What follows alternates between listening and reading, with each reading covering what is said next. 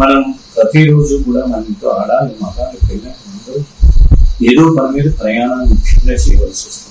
అంటే ఆ ప్రయాణం రోజు మనం ఏ రకంగా మనం జాగ్రత్తలు తీసుకోవాలి. ముఖ్యంగా తారాబలం చంద్రబలం చూసుకోవాలి, యోగ బలం కూడా చూసుకోవాలి.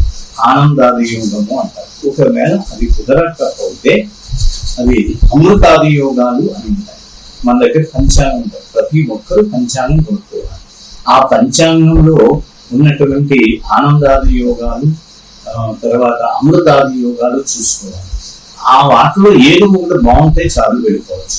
ఈ రోజు నైదనతాగా మనకు అవుతుంది, మనం ప్రయాణం చేయొచ్చా చేయకూడదా అనేటువంటి విషయం మనకి సంకోచం వస్తుంది. ఈ రోజు నైరుతి మనకి ప్రయాణం దిక్కు వెళ్ళొచ్చా వెళ్ళకూడదా, ఈ రోజు మంచిదా కాదా అని అనుమానాలు వస్తాయి. మనం వెళ్ళేటప్పుడు ఒకవేళ ఈ రోజు మనకి ముఖ్యంగా ప్రయాణం చేయాలి అనుకున్నప్పుడు ఆ రోజు మనకి తారాబలం అస్సలు కుదరని పక్షంలో మనం ఏం చేయాలి, ఇంట్లోంచి బయటకు వచ్చి మళ్ళా రెండోసారి వెనక్కి వచ్చి నమస్కారం చేసి మళ్ళీ వెళితే అది దోషం పోతుంది. అందుచేత మనం ముఖ్యమైన పనులు పెట్టుకున్నప్పుడు ప్రయాణాలు చేయాలి, ఇవాళ తప్పదు అనుకున్నప్పుడు ఈ రకంగా మనం చేస్తూ ఉంటే మనకి వెళ్ళని కార్యం సఫలీకృతం అవుతుంది.